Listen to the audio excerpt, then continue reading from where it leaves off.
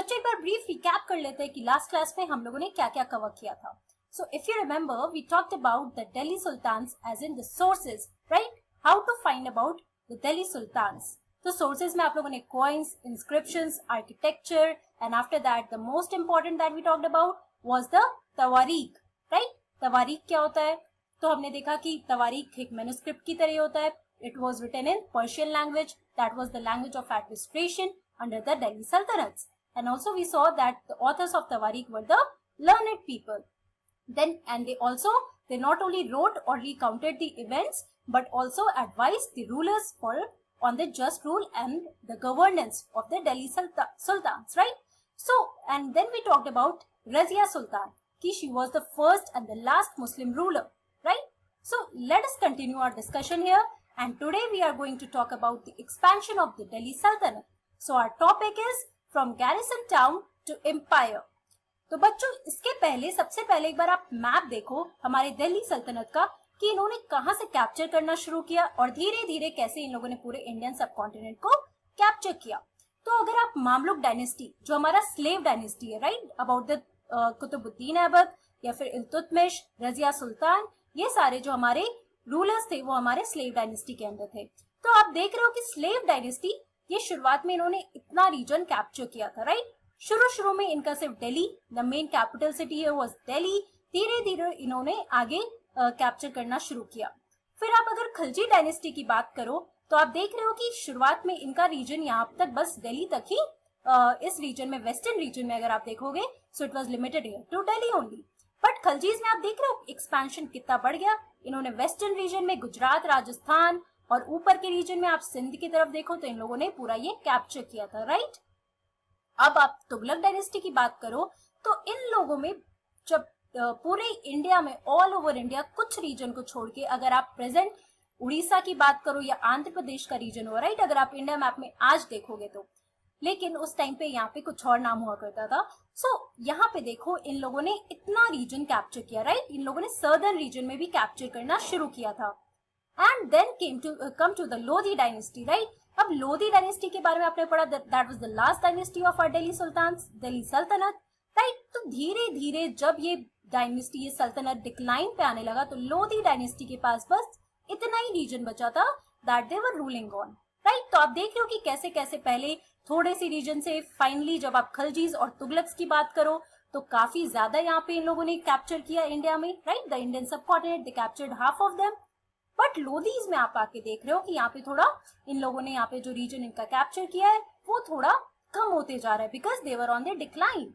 अब बच्चों जब हम गैरिसन टाउन, एम्पायर, इन सब चीजों के बारे में बात कर रहे हैं, so let us talk about some terms here, some important terms that you are going to come across while we are discussing this topic. So the first term here is the hinterland. Okay, now let us see what is this hinterland. The lands adjacent to a city or port that supply it with goods and services. तो hinterland वैसी जगह को कहते हैं बच्चों जो एक city या फिर एक पोर्ट के पास है. The lands that are adjacent to a city or port, जिसको ये सप्लाई करता है किससे, गुड्स और सर्विसेज से. अब आप एग्जाम्पल लो यहाँ पे, जैसे आज के डेट में अगर आप इंडिया मैप देखोगे तो कोलकाता, राइट, बहुत इंपॉर्टेंट और फेमस पोर्ट है. तो कोलकाता के पास जो भी बिहार, उड़ीसा, आंध्रा, ये सारे रीजन्स आएंगे, राइट, झारखंड, छत्तीसगढ़, तो वो सारे इसके हिंटरलैंड होंगे. These are the lands adjacent to this Kolkata port, right. अभी आप एग्जाम्पल के लिए समझो कि हिंटरलैंड ये सारे एडजेसेंट लैंड को कहते हैं और कोलकाता से ये सारे सामान जो भी गुड्स और सर्विसेज होते हैं वो सारे पोर्ट होते हैं इन सारी रीजन्स में. So these regions are called the hinterland. और गैरिसन टाउन क्या होता है? So it is a fortified settlement with soldiers. तो उस टाइम पे जब दिल्ली सल्तनत में रूलर्स जो भी एरिया को कैप्चर करते थे that was called the garrison town और it was a fortified settlement. मतलब इन लोगों ने अपने एरिया को पूरी तरह से फोर्टिफाई किया हुआ था. किससे? फोर्ट्स, बड़े बड़े बिल्डिंग्स, ये सारे बाउंड्रीज बनाकर, राइट. वो पूरा एक एरिया को इन्होंने कैप्चर कर लिया था and it was with the soldiers. मतलब वहां पे सोल्जर्स हुआ करते थे, राइट, इन दोस एरियाज. अब हम पढ़ते हैं कैसे इन्होंने एक्सपेंशन करना शुरू किया. Okay, so in the early 13th century the control of the Delhi sultans rarely went beyond heavily fortified towns occupied by garrisons. तो बच्चों अगर आप अर्ली 13th century की बात कर रहे हो, मतलब कि स्लेव डायनेस्टी की जब हम बात कर रहे हैं कि जब पहले स्लेव डायनेस्टी आया था, राइट, तो उस टाइम पे जो कंट्रोल दिल्ली सुल्तान का कंट्रोल था वो it was only limited to this 45 towns occupied by the garrisons. मतलब कि ये लोग सिर्फ दिल्ली की अगर आप बात कर रहे हो तो प्रॉपर अगर दिल्ली में कुछ कुछ टाउन्स थे जो दिल्ली का पूरा इंपॉर्टेंट सिटीज जो इंपॉर्टेंट टाउन्स थे, इन लोगों ने वो सारे टाउन्स कैप्चर किए थे, राइट। और ये लोग इसके आगे बढ़े ही नहीं थे। इनका अगर आप मामलुक डायनेस्टी का जैसे आपने मैप में देखा तो इनका बस वही रीजन था जो इन्होंने कैप्चर किया था, 45 towns occupied by the soldiers, the garrisons. Okay. Now the sultan seldom controlled the hinterland of the cities. Hinterland जैसे अभी आपको मैंने बताया, right? The land that were adjacent to the ports, right? Ports or the cities, जहाँ से इनको सब goods और services supply होते थे। तो इन लोगों के पास वो hinterland के regions जो भी थे, that was adjacent to the ports or the cities there, तो इनका ये लोग वहां तक नहीं बढ़ पाए थे। Okay. Therefore they depended upon trade, tribute और plunder for supplies. तो जो भी सप्लाईज इनको मिलता था वो कहाँ से मिलता था? अगर ट्रेडिंग सिस्टम होता था और उस टाइम पे ट्रिब्यूट जो इनको मिलता था, राइट, या फिर ये लोग प्लंडर, दैट इज वॉर, ये सब के थ्रू ये लोग प्लंडर करते थे और उसके बाद वहां से जो भी इनको बूटी, वॉर बूटी मिलता था, that were the main supplies for them, right. So they had to depend on these things, क्योंकि ये लोग के पास तो हिंटरलैंड था नहीं, ये लोग उन लैंड को कैप्चर उस टाइम तक नहीं कर पाए थे जहां से इनको वो सारे गुड्स और सर्विसेज मिलते। तो ये लोग ट्रेडिंग सिस्टम के थ्रू, नहीं तो ट्रिब्यूट्स जो इनको मिलते थे, या फिर प्लंडर के थ्रू इनको सारे सप्लाईज मिलते थे। ओके। अब आप देखो, अगर हम लोग स्लेव डायनेस्टी की बात कर रहे हैं, so this is the map illustration to show Delhi towns captured by Iltutmish, who was the ruler of this slave dynasty. तो अगर आप देखो तो ये सारे रीजन्स आप देख रहे हो, छोटे छोटे रीजन्स। अगर आप इधर पाकिस्तान साइड भी बढ़ो, आज के प्रेजेंट डे पाकिस्तान में बढ़ो, तो ये सारा रीजन था इनका important cities that was being captured. और अगर आप हिंटरलैंड की बात कर रहे हो तो लेट्स से ये जो हमारा रीजन हुआ, जो हमारे सी के पास कोई होता है, राइट, ओशियन सी के पास जो भी रीजन होता है जहां से इनके लिए इजी एक्सेसिबल होता है कि पोर्ट्स के पास जो भी रीजन है जहां से इनको गुड्स और सर्विसेज मिलेंगे, तो ये लोग कुछ यहाँ पर कैप्चर उस टाइम तक नहीं कर पाए थे, right. They did not extend their empire towards these regions. या फिर गुजरात साइड देखो, राइट, तो इनका मेन रीजन जो यहाँ पे था 45 टाउन्स विद द गैरिसन्स। ओके। अब क्या हुआ, let us C. So controlling garrison towns in distant Bengal and the Sindh from Delhi was extremely difficult. तो जो बंगाल रीजन जैसे मैंने आपको एग्जाम्पल के लिए दिया था, राइट, तो वो सारे रीजन या फिर सिंध ले लो जो भी पाकिस्तान में, तो इनके लिए काफी डिफिकल्ट था कि इन जो भी गैरिसन टाउन्स थे इस जगह पे, बहुत डिफिकल्ट था इनके लिए उनको रूल करना, okay, to control them. Also the state was also challenged by Mongol invasions from Afghanistan and by governors who rebelled at any sign of the sultan's weakness. तो जैसे जैसे आप दिल्ली सल्तनत के बारे में पढ़ोगे तो शुरुआत में ये लोग जब थोड़ा एक्सपेंशन के मोड में आई थे तो इनको कहाँ से इनको खतरा था, तो मंगोल इन्वेजन्स। तो मंगोल जो थे बच्चों सेंट्रल एशिया रीजन से, वो लोग इंडिया के ऊपर बहुत टाइम से वो लोग भी कोशिश कर रहे थे इन्वेड करने का। तो हमेशा इनको अगर चैलेंज मिलता था तो ये मंगोल इन्वेजन से मिलता था, हु केम फ्रॉम अफगानिस्तान। अगर आप इंडिया का मैप देखोगे तो आप देखोगे अफगानिस्तान इंडिया का नेबर है, राइट, पाकिस्तान भी इंडिया का नेबर है। तो अफगानिस्तान रीजन से ये लोग हमेशा कोशिश करते थे कैप्चर करने का। तो state was always challenged by the Mongol invasions. और सबसे इंपॉर्टेंट रूलर कौन था मंगोल इन्वेजन का? चेंगिस खान। आप उनके बारे में पढ़ोगे तो आप जानोगे that he was very ferocious ruler, okay. And also by the governors who rebelled at any sign of Sultan's weaknesses. तो आप देख रहे हो कि इनको कितने चैलेंजेस फेस करने पड़े थे। शुरुआत में गैरिसन टाउन्स जो डिस्टेंट एरियाज में थे ये लोग कंट्रोल नहीं कर पा रहे थे। ऑल्सो इनको मंगोल इन्वेजन से चैलेंज था। एंड फ्रॉम द गवर्नर्स, अगर सुल्तान थोड़ा सा भी वीक हो जाता था तो ये लोग हमेशा रिबेल करते थे, राइट। तो आप देखो यहाँ पे picture Iltutmish, this is the picture of Iltutmish who was the ruler of slave dynasty, and this is a picture portraying the Mongol invasion here, okay. So, its expansion occurred during the reigns of Ghiyasuddin Balban, Alauddin Khilji and Muhammad bin Tughlaq. तो बच्चों अब बलबन जो slave dynasty का last ruler था, right, then we are talking about the Khaljis and then the Tughlaqs. तो यहाँ पे जैसे मैंने आपको बताया बलबन के टाइम पे ये रीजन में थोड़ा एक्सपेंशन होने लगा, देन द खलजीज, तुगलक्स के टाइम में आप देख रहे हो कैसे कैसे एक्सपेंशन बढ़ रहा है, okay. Now let us see how was this expansion done. तो पहला प्रोसेस जो था बच्चों वो इंटीरियर फ्रंटियर कहलाता था। अभी इंटीरियर फ्रंटियर क्या है ये हम देखते हैं।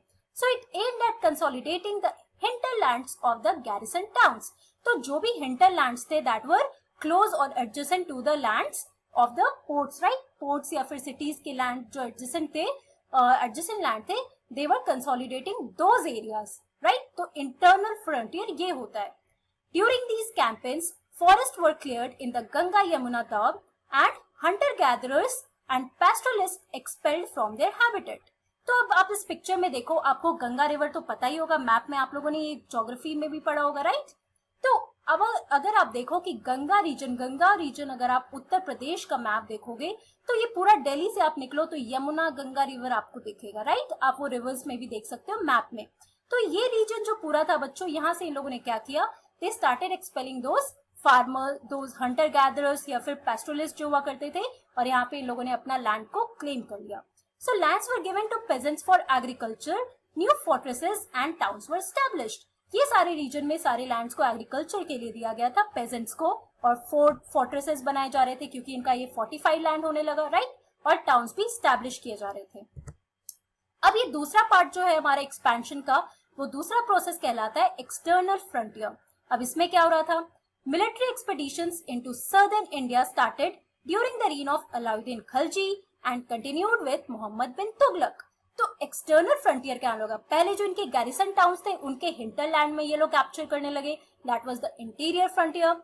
अब आगे रीजन जब इनको एक्सपेंशन करना था तो इन लोगों ने मिलिट्री एक्सपेडिशंस किया, मतलब इनके पास जो मिलिट्री सर्विसेज थे, जो इनका स्टैंडिंग आर्मी था, इनके हेल्प से इन्होंने सर्दर्न इंडिया में अपना एक्सपेडिशन शुरू कर दिया. And it started during the reign of Alauddin Khilji and after that in Mohammad bin Tughlaq.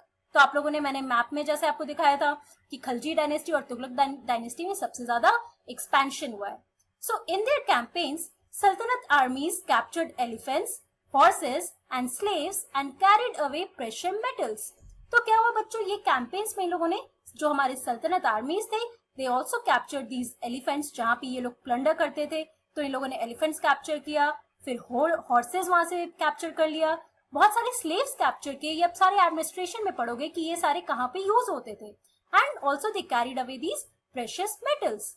Okay, तो इस तरीके से इनका एक्सटर्नल फ्रंटियर में इनका कैप्चर होना करना शुरू किया. That was in the south India. Interior frontier आप याद रखना, इंटरनल फ्रंटियर इनका कहाँ पे था, the regions that were extending to the garrison towns and the hinterland there. अब आप मैप के थ्रू देखो. Now this map is showing Alauddin Khilji's campaign into South India. अब आप यहाँ पे मैप में देखो, पहले ये दिल्ली में लोकेटेड थे, राइट? अब आप जैसी खिलजी और तुगलक डायनेस्टी की बात करोगे तो आप देखो किस तरीके से इनका कैंपेन, गुजरात में ये लोग पहुंच गए, चित्तौड़ में ये लोग पहुंच गए, रैंथमबोर में इन लोगों ने कैप्चर किया. फिर ये छोटे छोटे जो आप टाउन्स देख रहे हो, महाराष्ट्र में मांडू, देवागिरी, आप देख रहे हो कैसे ये साउथ इंडिया में धीरे धीरे उन्होंने अपना इस्टेब्लिशमेंट बढ़ाना शुरू कर दिया. यादव, देन द काकयातियाज, ये सारा आपका आंध्र प्रदेश का रीजन हो गया. फिर इधर आप देखो होसाइलाज, देन थंजावुर, जैसे थंजावुर आपने पढ़ा था चोला एम्पायर का, राइट? तो दिल्ली से इनका एक्सपेडिशन देखो साउथ में कैसे आने लगा, और ये बेसिकली अलाउद्दीन खिलजी के टाइम पे सबसे ज्यादा एक्सपेंशन होने लगा था, और ये कंटिन्यू किसमें किया, मोहम्मद बिन तुगलक में. तो इन लोगों ने इस तरीके से अपना एक छोटे गैरिसन टाउन से पूरा अपना एम्पायर एस्टैब्लिश किया, not only here in the northern India but also in the southern India through military expeditions. Okay, तो इन शॉर्ट बच्चों आज की क्लास में हम लोगों ने एक्सपेंशन के बारे में पढ़ा. दो प्रोसेस में एक्सपेंशन हुआ था, one was the internal frontier and the second was the external frontier. Internal frontier जो कि हिंटरलैंड्स, जो गैरिसन टाउन के हिंटरलैंड्स थे, वहां पे इन लोगों ने कैप्चर करना शुरू किया, द गंगा यमुना दाओ. And the second one was the external frontier, जो साउथ इंडिया में मिलिट्री एक्सपेडिशन हुआ था. ओके, सो आज की क्लास में इतना ही बच्चों. नेक्स्ट क्लास में we are going to talk about the mosque, the architecture, and then we will continue our discussion with the administration of the Delhi Sultanate. Okay, so that's all for today. I'll meet you in the next class. Thank you very much. Have a nice day.